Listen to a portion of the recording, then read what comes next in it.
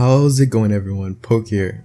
This is going to be the new video of the new year, and the best way to start it off is with my new mic, or will I say mic stand, that came with the pop filter and the little pop mic thing. I believe I just said it right now, but oh well. And it just sounds way better, and it actually really does. And I don't have to turn off my fan anymore, because before I would have to leave my fan completely off or else it would be in the videos. Not anymore. Anyways, I know what you guys are here for. How many dislikes did I get on my last video? Alright, I am proud to say that last video I got 2 dislikes out of 10 likes.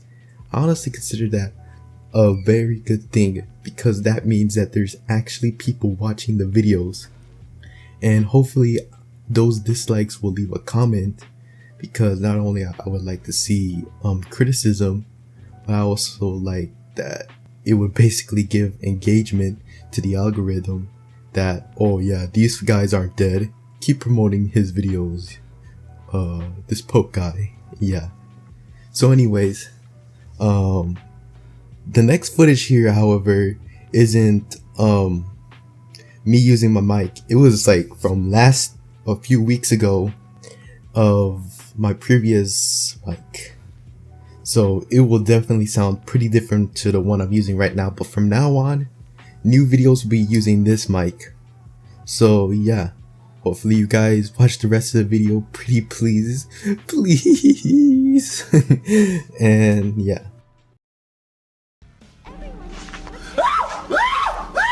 She is such a bad bitch, though. I will fuck the shit out of that robot, man. I'm not even... Hello everyone, we are officially in a brand new year with lots of things to look forward to. This kind of went the opposite direction for me, at least, because I have a family member that I'm really close with that caught the virus that rhymes with aroma.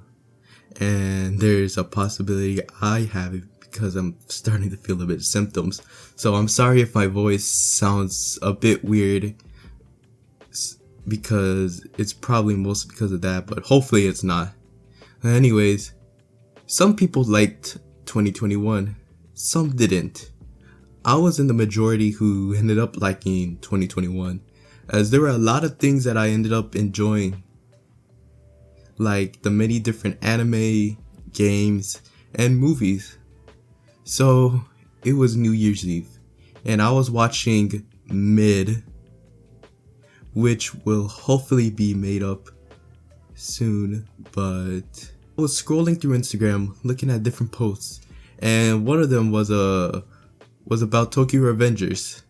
If I recall, the post was about a comparison of Mikey and Osanai's fight between the anime and live action.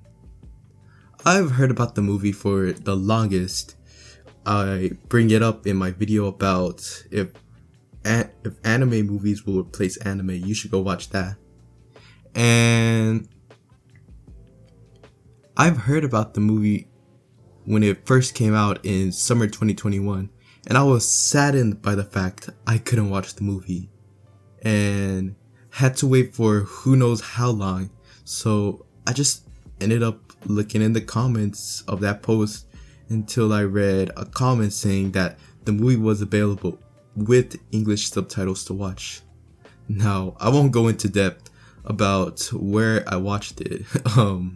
If I were y'all, just look it up on Google and you'll see the results. Anyways, after watching the film, I ended up enjoying what I watched, but was kinda disappointed by it as a huge fan of the series. In short, take this movie as more of a summarized short retelling of Tokyo Revengers, focusing around the first arc of the series. When I tell you there are so many differences between just live action and anime, I mean there's a ton.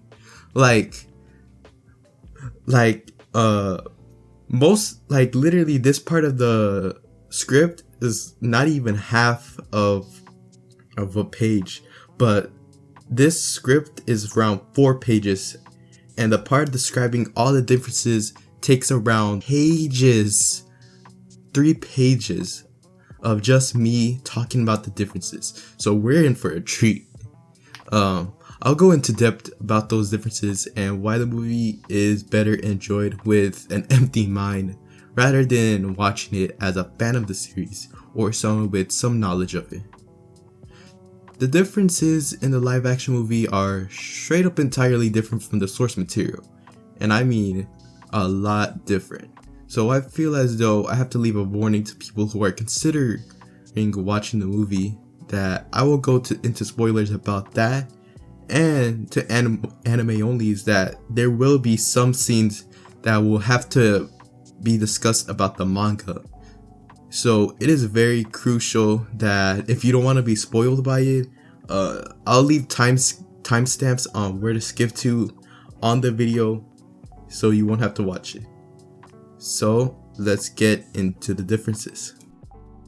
The movie starts off completely different, where a Yakuza member gets chased by a car, and inside the car is the one and only Mikey. Yeah, this is where manga spoilers come in, like literally in the beginning, so skip to around whatever timestamp is shown on screen. Anyways, instead of showing the future Mikey that we were briefly shown in the first episode of the series, it just goes straight to showing us the second future Mikey, my personal favorite one. Now, I can understand why the directors would choose this version of Mikey with Draken's tattoo, its recognizability to manga readers, and how it shows how much Mikey has changed from the past. It just doesn't make sense that since that version of Mikey is a reflection of how he felt when Emma died and when Takemichi was kicked from Toman, leading to Mikey taking out all his friends in alleys. Can't say the K word, my bad. Enough nitpicking, it's safe for anime onlys to come back. Alright, let's get right back in. Right after that scene, the opening starts off as normal.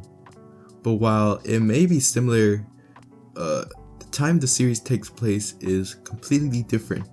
Instead of taking place in 2017, the movie takes place in 2020 of all years. Not only that, but Takemichi's age, Takemichi's age has changed from being 26 to him being 27. Now, you may be asking, wait, so does that mean when Takemichi time leaps, he travels to 2006 instead of 2005? I'll dive more in depth into that question when we get to the train scene. Right after, Takemichi is shown living in a dirty environment and goes straight to work. Instead of his manager telling him off how terrible of a job he's doing, an employee rather goes off at him, saying that his life sucks and he never even peaked in life. Ouch. Shortly after, we arrive at the train scene, where we all know he gets pushed off and lands on the railings, and this time, instead of monologuing, in my opinion, the best scene of Takemichi saying how instead of remembering his close friends or family member, he remembers Hina and how his life was better with her and that he wished she got to live. This scene is completely taken out and it messes with how time skip works, as it requires 2 people to have the same goal of saving someone by shaking hands to go back into the past 12 years from the present. It was at around this moment I knew the live action was gonna change some of my favorite things of the series to fit in an hour and 50-minute movie. The scene plays out normally, from Takemichi meeting with Mizomid all the way to them getting beaten up by Kiyomasu. However, one teeny tiny important plot point that has changed in the movie is that Takemichi's in high school, and the series is now in 2010 instead of 2005. Takemichi can time leap 10 years into the past instead of 12. this messes with not only the concept of the series, but also makes future arcs of what they could have adapted for other movies almost impossible to recreate. Back to the differences. The gang's all beaten up, and this time Takemichi releases his anger on them and walks to Hina's house, asking God why is he back to relive these moments. Takemichi meets Hina, and damn, now seeing her in live action, I can agree with everyone on how did he end up with someone as pretty as Hina. Anyways, another crucial, almost messing up the entire story happens again, where Takemichi tells Hina he's gonna die in 10 years. When I first watched this scene, my jaw literally dropped. Why would you tell her this? Naoto has literally said that telling her could make it harder for him to stay with her, and that it can mess up their whole chance of saving her, but luckily that doesn't happen. It did come straight to Naoto getting bullied by a bunch of thugs. This time, instead of kids from high school, and I'm sorry, this is probably one of the funniest actor picks the live action chose, and I think the picks were pretty good, but supposedly Naoto is in middle school, but bro is literally tall as Draken, getting bullied by people shorter than him. I do not know why they didn't just hire an actual middle schooler to play Naoto, as I just can't. He literally looks the exact same in the present. Although that can be the same for the other characters, at least they try to change it up. Naoto literally looks like he just put on a suit and he still looks the same as he was, 13. First off, instead of Takemichi's friend having to be chosen to fight, and Takemichi said begin to take his place, he instead dives right into the fight with Kiyomasu and completely gets his shit rocked. I would say the fight scenes are pretty badass, and Kiyomasu, the actor, does a good role of being intimidating and even scary. Some events are moved, like the fireworks scene happens right after and he's back in the present, to the Mikey and Draken scene showing up at school, appearing later on than it should have. Now, something I absolutely cannot forgive the movie for is completely taking out Emma from the movie. I'm not gonna lie, the karaoke scene was kind of embarrassing to watch in the anime, and I wouldn't mind if some things had to be changed to her, but completely taking out Emma is a huge mistake. First off, Hina has no friend from Toman who she can casually talk with. Mikey doesn't have a sister, and this is for the manga readers, so you know the rules. Here's the time skip. The thing is that this completely messes with any sort of attempt for a sequel. Is that how would Kisaki hit Emma with a bat leading to her death without any Emma? The version of Mikey this movie uses is literally the cause of Emma's death. So it makes no sense to completely take out a crucial character It makes completely no sense to take out a crucial character of the entire series. Okay, it's now time for anime onlys to come back. So, as I was saying, the shrine scene also changes with only Takemichi showing up and Kiyomasu being kicked out, which I really liked actually. I forgot to mention that Akun's death takes place after the shrine scene instead of before, which in hindsight makes no sense because Takemichi wouldn't even know what to do with that information without any knowledge of Draken's death coming up. Besides, all that, Akun's death is still one of the saddest in the series, and they are able to capture it completely in the movie. A big change at this moment is that instead of Kisaki on the rooftop, it's Hanma. Oh boy, Hanma. I'll go in depth later on about him, but just know it's not good. Takemichi is in the past again and shook Naoto's hand by accident, and goes to Hinata's house to shake his hand again, but Hina says that he's in Hawaii at the moment and can't. The hospital scene happens as normal, but what doesn't make sense is how it's cut from Hina's house to Mikey and Draken on the bikes at the hospital, and Takemichi somehow followed them. Takemichi either has very good speed and endurance, or the directors didn't consider this. Also, the fact that we don't get the scene where Takemichi asks if Draken wants a bodyguard and he completely denies him, and they follow him, and the famous flag scene isn't there either, which kind of sucks as well. The Osanai fight plays out normally, looking badass even in the live action. It then cuts to the future with Mikey and Kisaki at the festival, as it's now the day Draken would have died. There is in this scene a lot of big flaws that happen. I understand why Takemichi and Hina would be at the festival, but they really have no motive to even go there unless it's like for a date, but they should have at least brought that up instead of just cutting to it.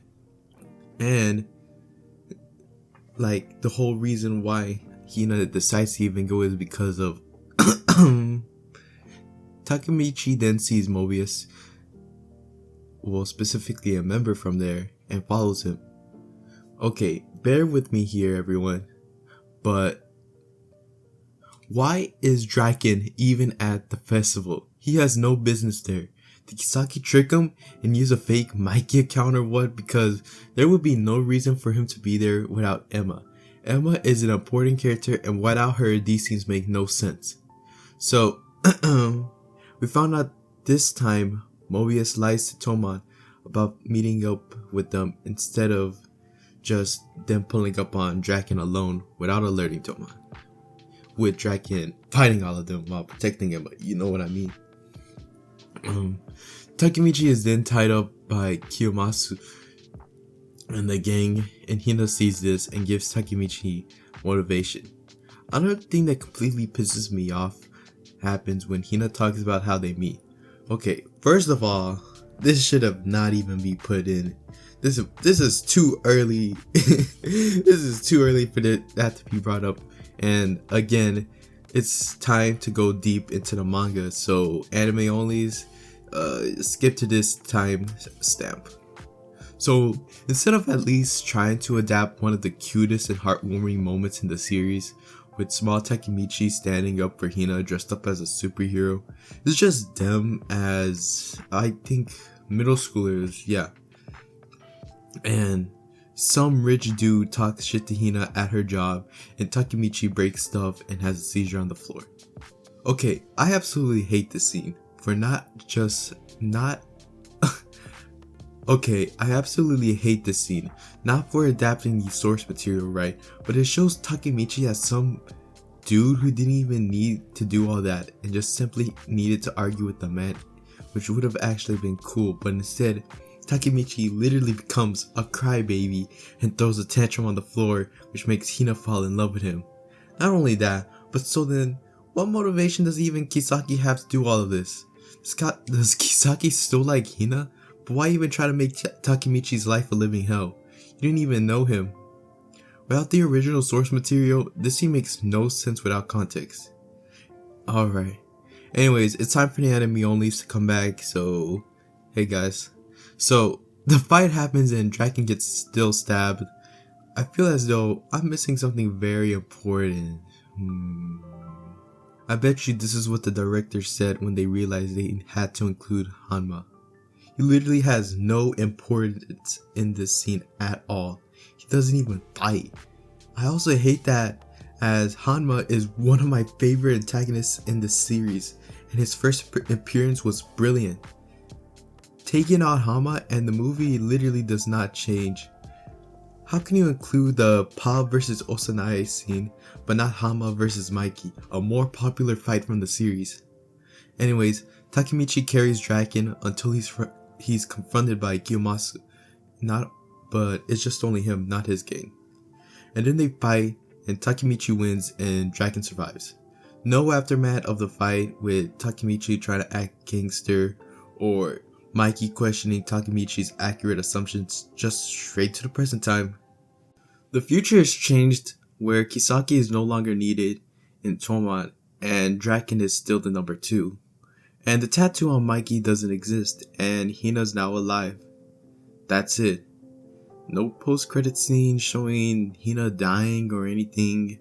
Just a happy ending, which is something I wish the manga ends up getting.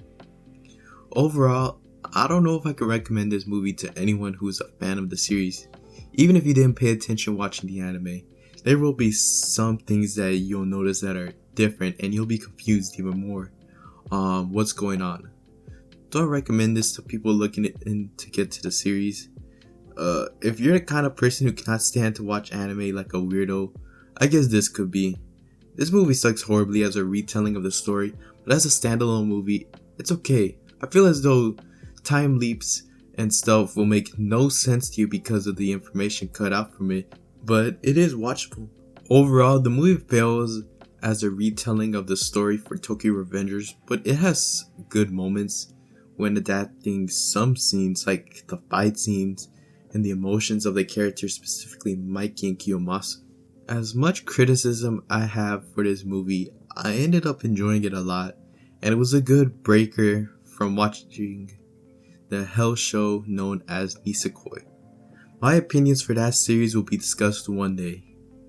If you want them sooner than later, I recommend subscribing and liking the video to help motivate me to keep posting. As of now, of writing the script, I feel completely sleep deprived with a sore throat and a headache, with one of my family members having the virus that rhymes with aroma. And I think I have it.